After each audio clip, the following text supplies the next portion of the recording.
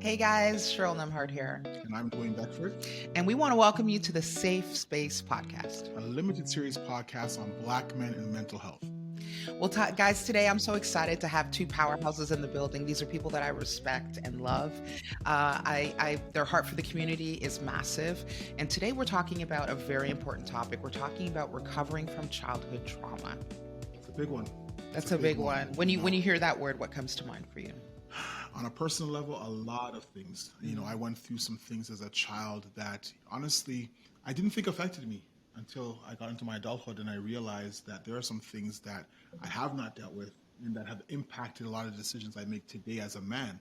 So I'm really excited about this conversation and hearing from our experts as how those two things connect. Well, speaking of experts, I'm so excited to introduce a couple of guests for you guys. These are probably names you know, and if you don't, you got to get to know these guys. First up, we have Kisha Elliston. She's an MSW psychotherapist who has over 12 years of counseling experience, including strong knowledge in working with youth, individuals, couples, families, and in a group setting.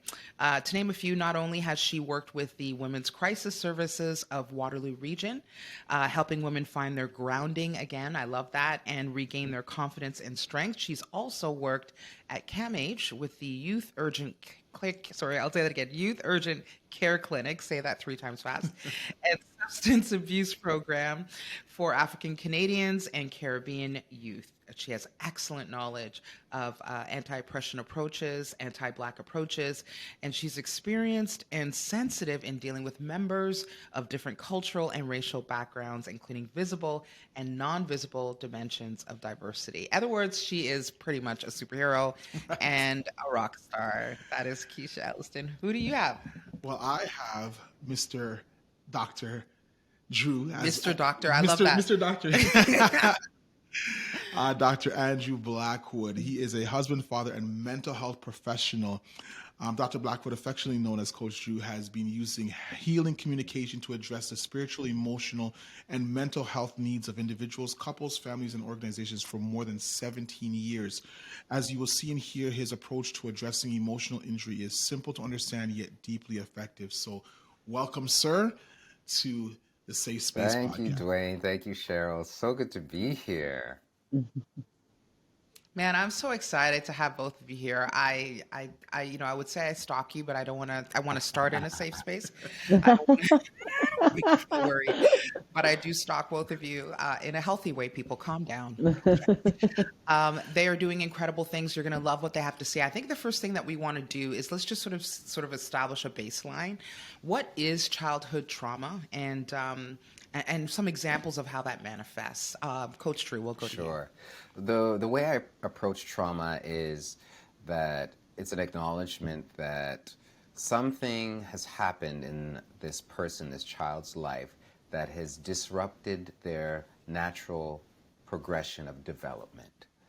So it can be something that is tragic, like the death of someone, or it can be something that is experienced as tragic that might not be so obvious to someone else, like the loss of a particular item, or a tree being cut down in their backyard, or moving, right? These kinds of things might not trigger alarm bells for people, but anything that kind of really disrupts that child's progression can be experienced as traumatic. So, and when that happens, depending on the personality of the child and depending on the emotional injury, what I call it, it will manifest differently. So some children will become more reserved, more withdrawn, and other kids will become more hyperactive, maybe even aggressive. So it depends on what it is and what's happened for that child. That's so good. Kisha, your thoughts? Yes, going right alongside with Dr. Blackwood, it is when a child experiences or witnesses overwhelming negative events in childhood, right? Usually described as serious adverse childhood experiences or childhood trauma. So when that is experienced or that child is put in that position like that, exactly what Dr. Blackwood said, many things can manifest from that. And you'll see things as a child withdrawn, So withdrawing from the family affairs of normal day activities, like the siblings are upstairs playing together. One child is now isolated, playing by themselves. You find that they're playing with their blocks by themselves. You may find that it manifests in the fact that when the parents are trying to talk to the kid, there's automatic anger outbursts. These outbursts are coming out of nowhere.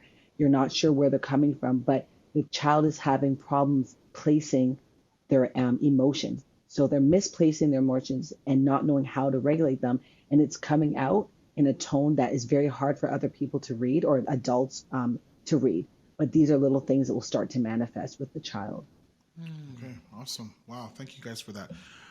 So, as therapists, how do you approach working with clients who have experienced childhood trauma?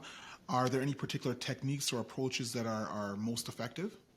Yeah, I'll dive in on this one first, and then Keisha, I look forward to hearing your experience as well. Yeah. Um, when people come to me, usually they're having challenges of an emotional nature, um, and what I find is, and that manifests either at work, it manifests either in relationship, so there's usually some sort of breakdown.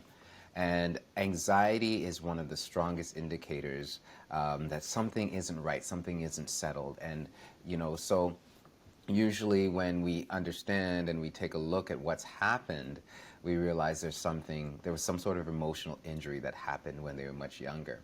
And what I've found over the years is that wherever there is emotional injury and hurt, there is actually loss.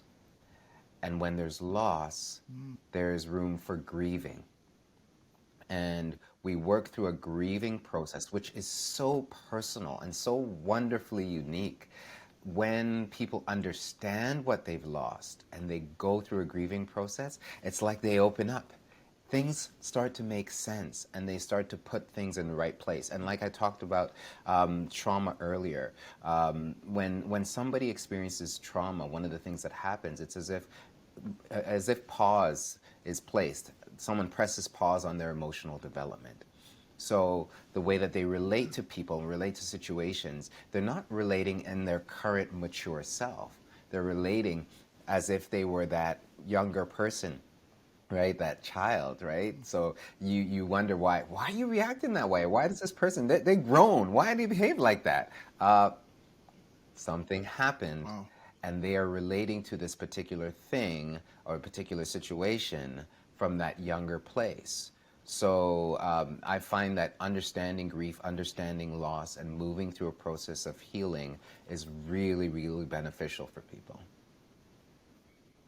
So, quick question for you, it's kind of off script, but you said something that kind of struck me. So, you said that I guess when the person is triggered and they're responding to something that happened in their childhood, they're responding as though they're still a child experiencing that. Is that essentially what you're saying? I just want to make sure. Yes. So let me give you an example.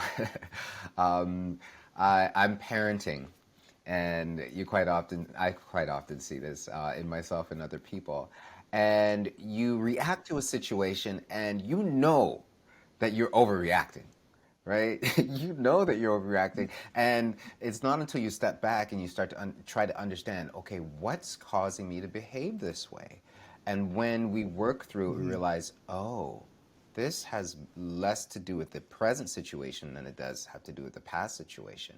And when you unpack it, you look at the emotions and you realize, oh, you're actually feeling unsafe. You're actually feeling afraid that something's going to happen.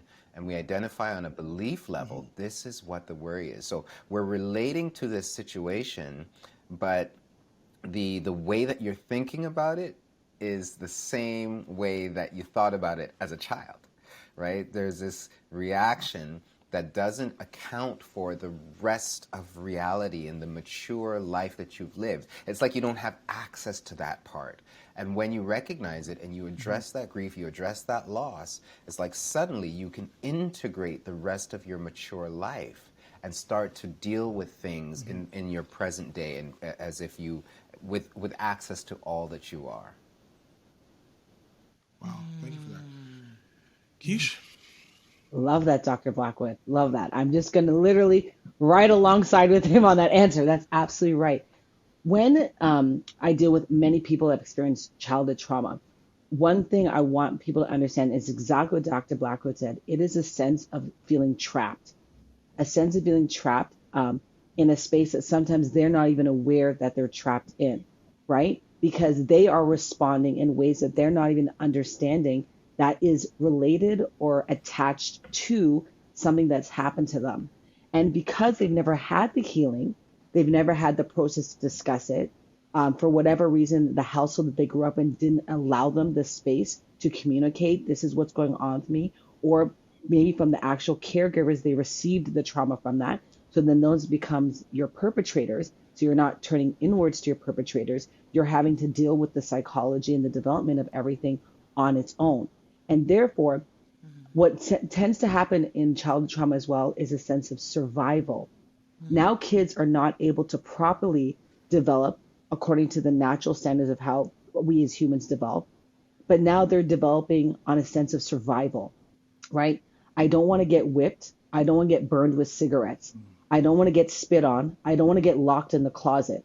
I don't want to get locked, in the basement for 6 hours. So now the responses become now responses to survival versus natural responses. They are also you'll find people with trauma also don't get a sense of being able to express themselves because it's been suppressed, right? Whatever trauma that they've gone through. And again, I love that Dr. Black was said, whether it's an actual trauma or an experience in any type of way, for whatever it is, they've had to formulate a different type of way of coping, right? And if we remember this, as kids learn to express themselves first through screaming. First way, initial stage is crying, right? As babies, infants, we all express ourselves through crying. Then comes, right, actions, right? At toddler's age, they're pointing, blah, blah, blah, blah, blah. They're pointing, showing you what they want. I want baba, milk, whatever. It's one words at a time. As the development happens, they then gain more capacity as their brain develops and they take in more, right? But during this time, again, the brain's still developing. Remember, the brain does not fully develop until 25 years of age. That's when the brain fully develops, at age 25. So along your whole journey, you're still adapting, learning, fully experiencing, and trying to assess everyone, yourself, in how you manifest your life, how you experience life, how you're able to thrive in life per se. With what Dr. Blackwood was saying about that pause, I love he said, it goes on pause. It is a pause because, again, you're not able to fully develop, right? You have to survive first in order to make sense of what's going on for you in any capacity that is before you can start to the healing process that Dr. Blackwood's talked about and starts to thrive again. Your second part of the question says, what theories or do you have anything that would help with assisting with people with childhood trauma? What I often like to refer to and educate, empower my clients with is the knowledge of attachment theory. Attachment theory is very important for people to understand why they are sometimes the way they are as adults, right? So attachment theory is the focus on developmental psychology. And what it does, it focuses specifically on relationships and bonds. That's what it does. And so when you're looking at the how humans are born with a need to form a closeness, to form an emotional bond, with a caregiver. Right. That determines how the outcoming of it is. And there's all sorts of different ways, avoidance, secure avoidance, all these different ways of attachment theory. Once a client or someone is able to recognize how they attach to someone, right? You notice as adults when people say, oh, she's so needy. He's so needy. He's so on me or this and that. There are reasons why, right? I have clients that if the boyfriend breaks up with them or something tries to happen, the abandon issue is so triggering and so detrimental of an abandonment. It cuts deeper than someone just saying, hey, I don't think we're working out. The loss, as Dr. Backer says, the grieving of this person no longer wants me. This person no longer wants to be in my life. Whatever that sense is because they're trying to make sense and meaning of what they didn't have as a child, Right. what they were neglected from as a child. That is now transferring and transitioning to them as adults. So I think just like Dr. Backer, the grievance process, which is exactly what I use too, the attachment theory of understanding. Let's start about how your bonds are formed with people. How do you formulate your bonds? How do you choose your men when you start to date them? How do you choose your girlfriends, right? What happens when a conflict arises in adulthood? These are the things that will help to shape and understand their perspective in order to slowly move forward and understand what's going on for them as well. Okay. So Awesome. good. Oh my Wow. goodness. Yeah. We are in the company of greatness. It's so rich, this conversation, and we haven't even delved in. I want to fast forward now. I think you've done an incredible job of painting the picture, giving clear understanding of what childhood trauma is, how it affects us, how it shows up, how it develops in the body as we grow. Looking through the lens now of Black men who have now suffered through the formative years with childhood trauma, there's a lot of pressure in society for Black men to just get over it, to just let it go, move on. And for a lot of Black men, they are in survival mode. Keisha, so well said. There's a pressure to provide, a pressure to be strong, a pressure to be alpha, all the things. And so they move forward and push that away. I want to know for both of you, what's the damage of Black men not addressing childhood trauma? Dr. Drew. Yeah, well, I think it's important to understand some of the unique experiences of Black men to really appreciate what they're dealing with to answer that question. So, as a child, I experienced what we would call vicarious trauma. Vicarious meaning if something happens to somebody else, or if you witness something, or you hear something, you experience on some level what that other person has experienced. So I remember watching a scene in a movie from Roots, many scenes, and that piece of work is not meant to be seen by children, and I witnessed this. So seeing Black women raped or Black men hung, beaten, and then fast forward, every day you hear descriptions of Black men, and you see, people being shot in the street. They're like, this is trauma. This Yes, is it is. trauma. Yes. And Yes, that it is. does not go away because you wake up the next day. When you see Right. somebody who looks like you, who is treated in a way that they are subhuman, it creates this tapestry, this backdrop of your life that in some way, because they look like you can blend into that. Your feeling of security and sense of safety is impaired. So when people are on the Yeah. alert and they're not trusting, that's easy to understand. But not only that, here's the real loss. When we are so guarded and so in survival mode, has been said, we don't get to experience the fullness of who we are.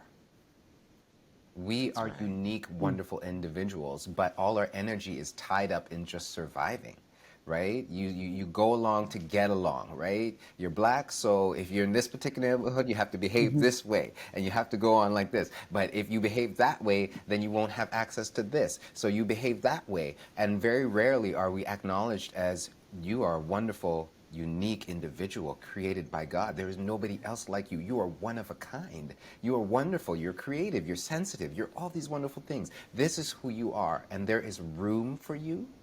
And you can change and will change the world just by being you. There's no room for that because there's all of this stuff. So just get over it? No, no, no. That's just not how it works. What we get to do is grow through it. We get to grieve through it. We get to journey through it to be who we were called and created to be. Yeah. Oh. Love it. Before I go to you, Keisha, I just have to pause on that because that hits me so hard.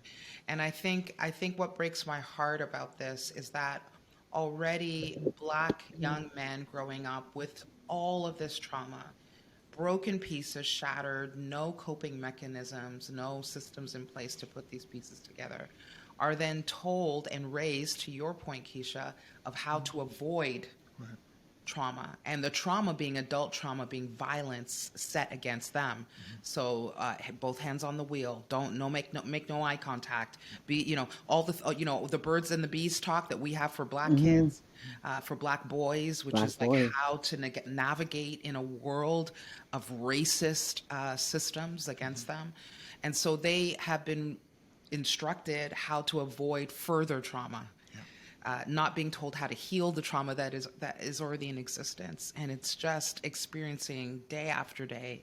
I love what you said, Andrew, before I go to you, Keisha, that even if they are successful in avoiding trauma personally themselves, and they keep their nose clean and they're safe and whatever that means, they're watching it every day. I mean, when George Floyd happened, I think the world that was not black needed therapy for what they saw, for what they experienced. They were shattered.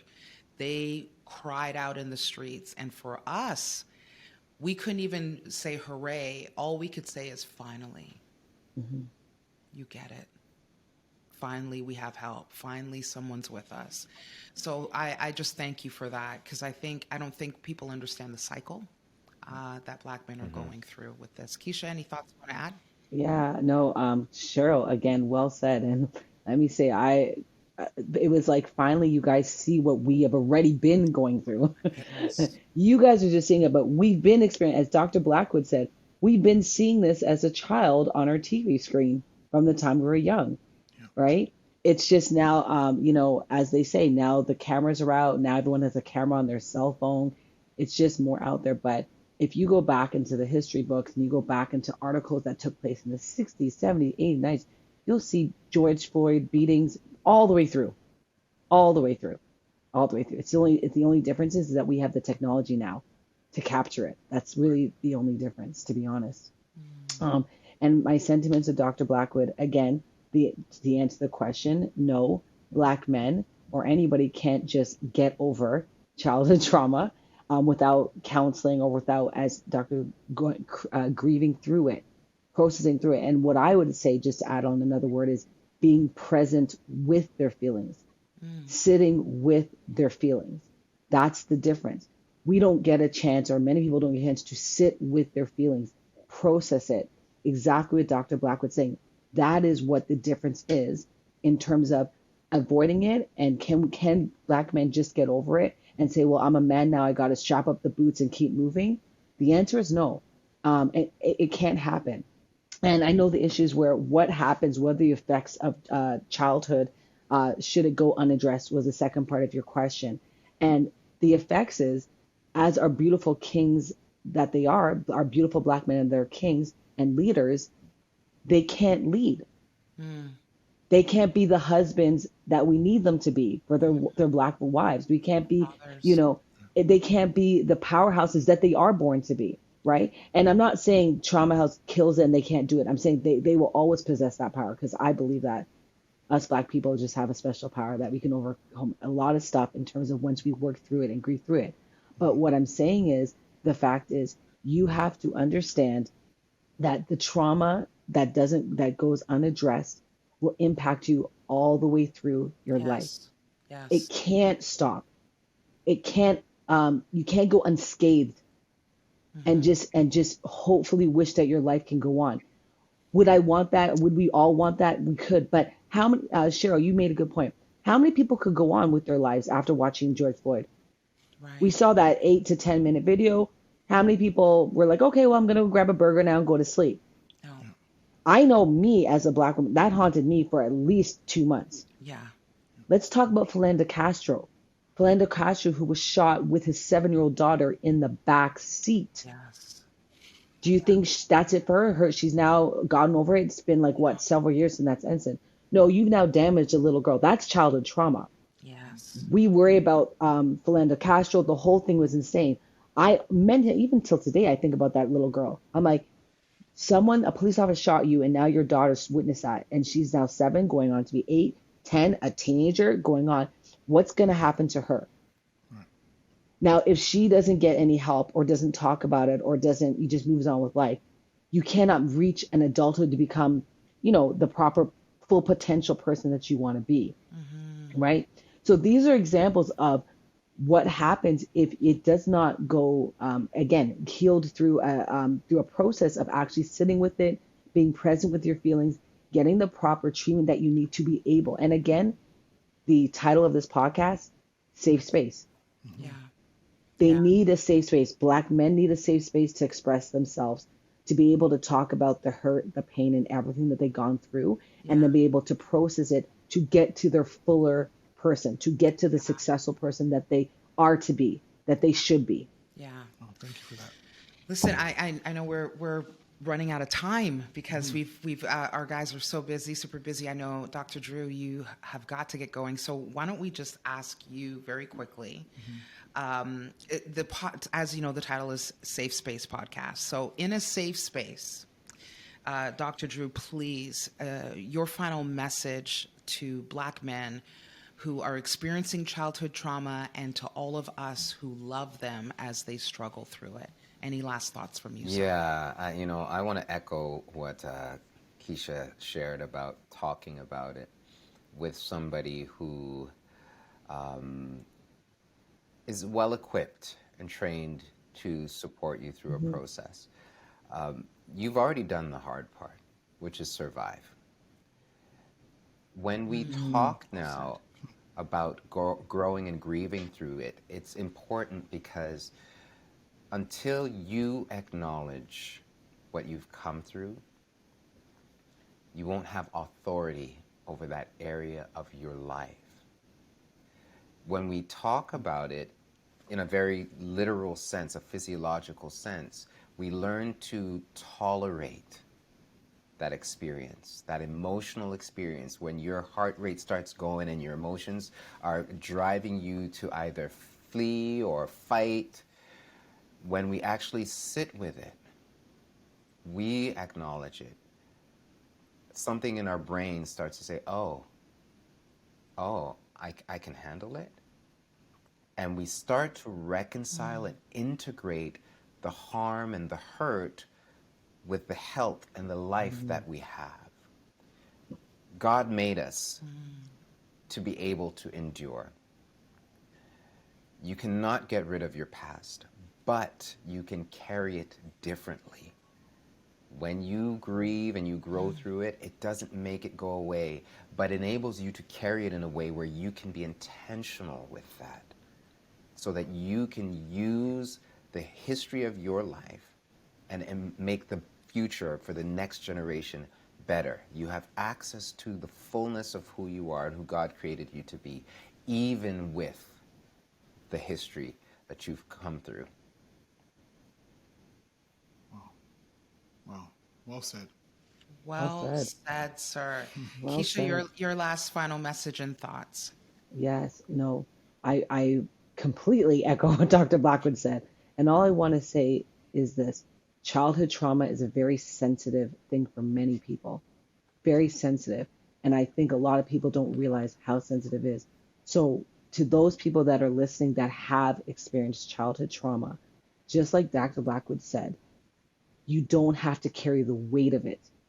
Many of you think you have to keep walking along in life carrying this secret deep pain with it. And I think it's important for everyone that hears me to know you don't have to carry the weight of it. There is a light at the end of the tunnel. And like Dr. Blackwood said, once you get professional help and get paired with someone that knows how to work through that hurt and that pain with you, you will be able to come out on the other side. You will be able to smile again. You will be able to be the person you once were.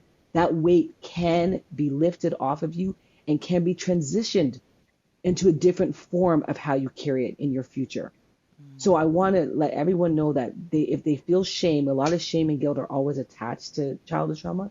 There is no shame. There is no guilt. It wasn't your fault. It never was your fault. And you can carry on to be the successful person that you once were. So Thank you. good. Wow. That's awesome.